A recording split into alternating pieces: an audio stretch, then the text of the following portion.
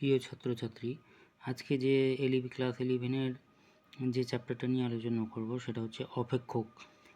ইংলিশে বলা হয় ফাংশন অর ম্যাপিং বলা হয়, বাংলায় বলা হয় অপেক্ষক বা চিত্রণ।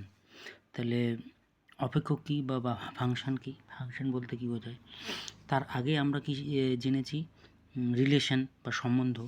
রিলেশন বলতে কী বোঝায়? দুইটা সেট নিলাম, দুইটা সেটের মধ্যে এ একটা সেট, বি একটা সেট, দুইটা সেট নিলাম। এই সেটের এলিমেন্টের সঙ্গে এই সেটের এলিমেন্টের সম্পর্কটা যদি আমি y ইকুয়াল টু 3x যদি নেই, তার মানে 1 নিলে এ সেটের এলিমেন্টটা 1 নিলে বি সেটের কোন এলিমেন্টের সঙ্গে সম্বন্ধ রয়েছে? বি সেটের 3-এর সঙ্গে। এ সেটের 2 নিলে বি সেটের 6-এর সঙ্গে। এ সেটের 3 নিলে বি সেটের 9-এর সঙ্গে। এ সেটের 4 নিলে বি সেটের 12-এর সঙ্গে। তাহলে এখানে তোমার ন্যাচারাল নাম্বার সেটা 1 2 3 4 5 6 7 আর চলতেই থাকবে।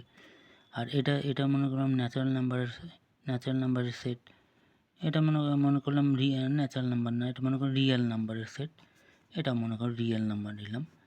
তাহলে এখানে 0 আছে, -1 আছে, -2 আছে, এইখানেও তাই আছে, 0 আছে, -1 আছে, -2 আছে, আবার ভগ্নাংশগুলোও আছে, তাহলে অসংখ্য সংখ্যা আছে। তাহলে এখানে এই সম্বন্ধর ক্ষেত্রে কিন্তু সেট দুটির কিন্তু কোনো গুরুত্ব নেই। সেটের ভিতরে শুধু এলিমেন্ট থাকতে হবে, বা এই সম্বন্ধের উপর ভিত্তি করে, রিলেশনের উপর ভিত্তি করে এলিমেন্ট থাকতে হবে। কিন্তু যখনই অপেক্ষক চলে আসবে বা ফাংশন চলে আসবে, তখন সেটটার গুরুত্ব বেড়ে যাবে। তখন এই সেটটাকে বলা হচ্ছে ডোমেইন।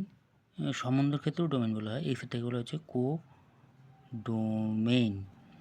তাহলে এটাকে আমি এটা হচ্ছে একটা রিলেশন, কখন এটাকে আমি একটা ফাংশন বা অপেক্ষক বলবো?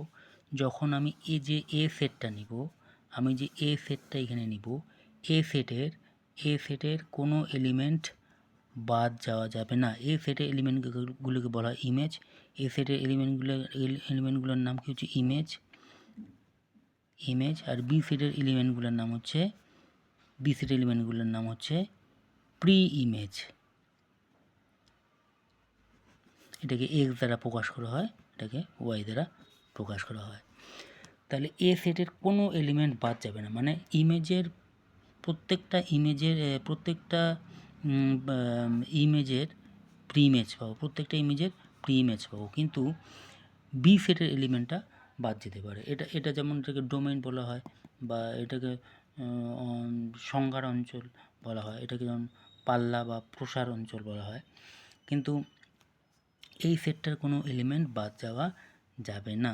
আমি যদি এই সম্পর্কটাই যদি নেই, এই সম্পর্কটা যদি এই সেটের উপর নেই, তাহলে কিন্তু সেটা একটা ফাংশন হবে না।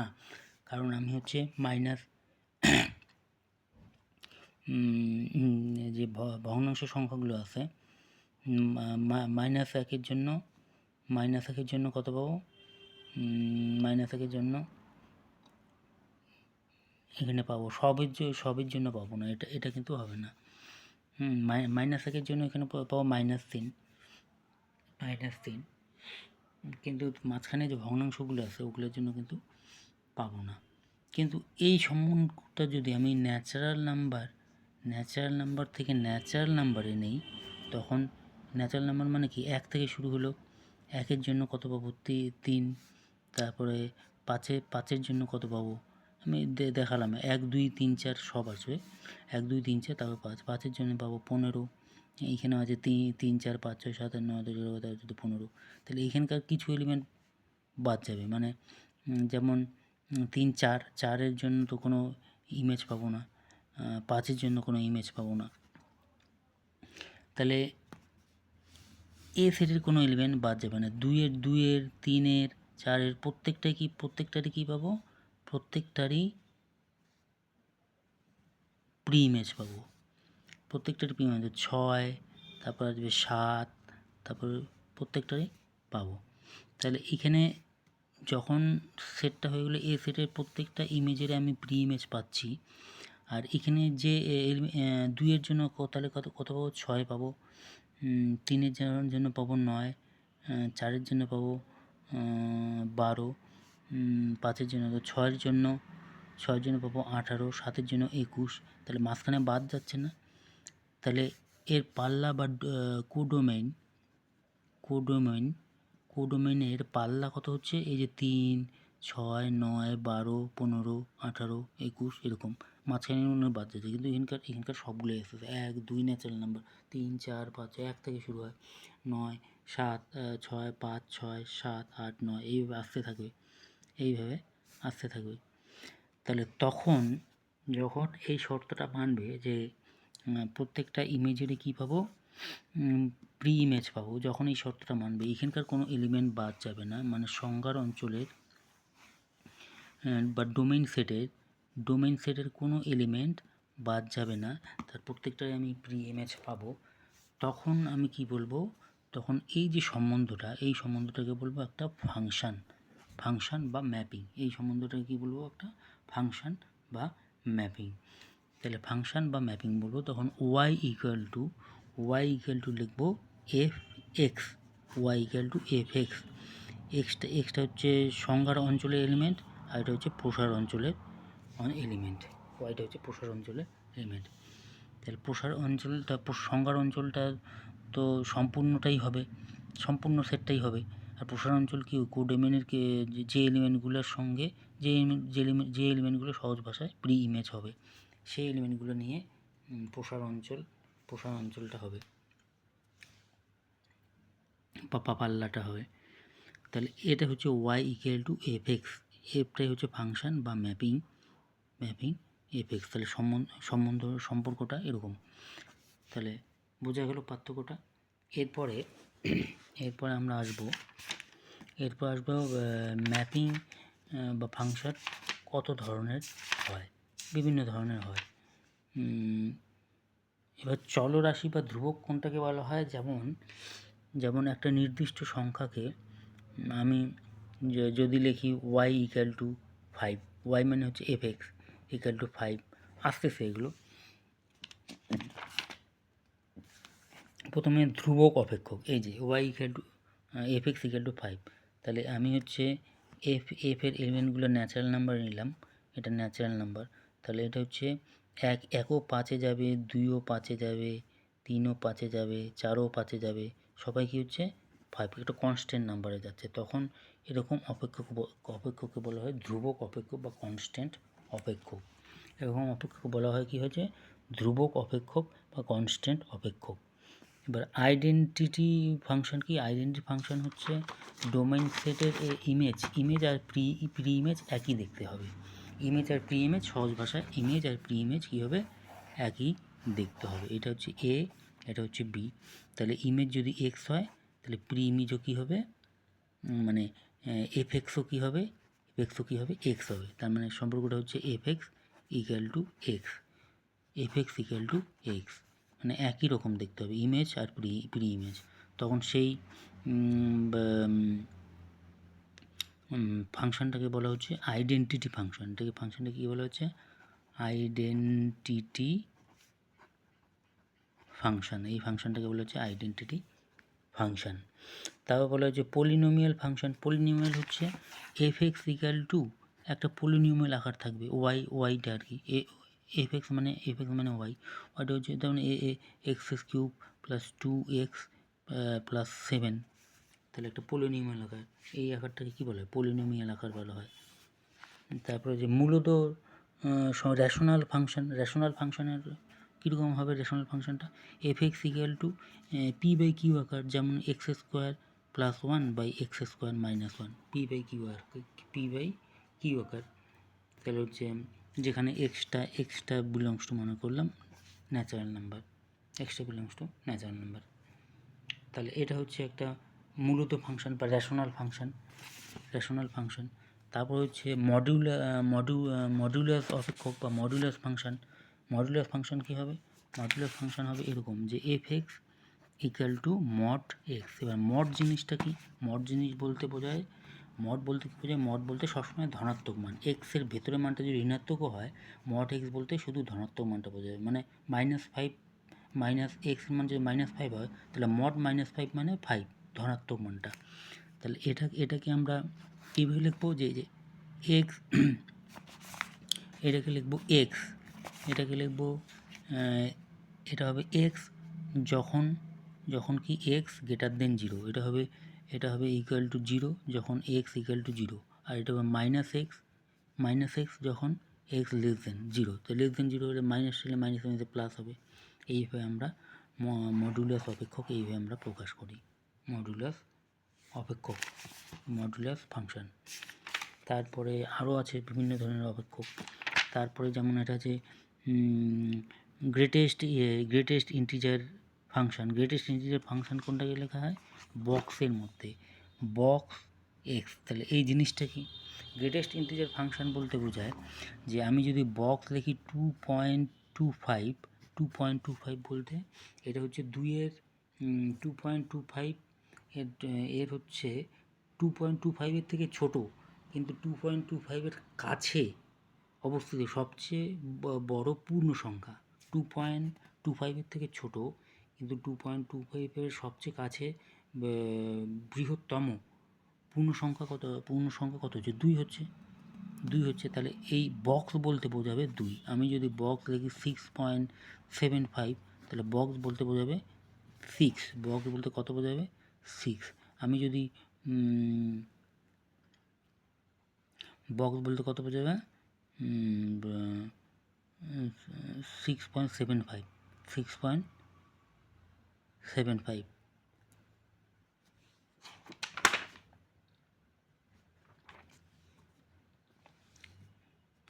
কিন্তু আমি যদি লিখি 2.99, এটা কিন্তু 2 হবে? 2 হবে না, এটা কত হবে? 3 হবে। সেজন্য আমার মনে হচ্ছে এটা মনে হয় 7 হবে, এটা 6-এর পর 7 হবে, মানে 7-এর কাছাকাছি আছে এটা। যেমন এটা কি 3-এর কাছাকাছি, 2-এর থেকে দূরে আছে, 2-এর থেকে দূরে আছে। এই সংখ্যাটা কি?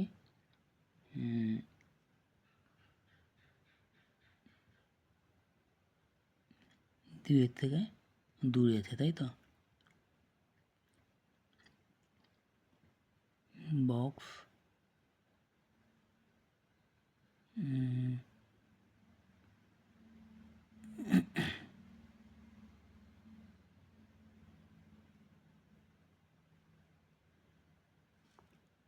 আচ্ছা, এটা নিয়ে পরে আলোচনা করব।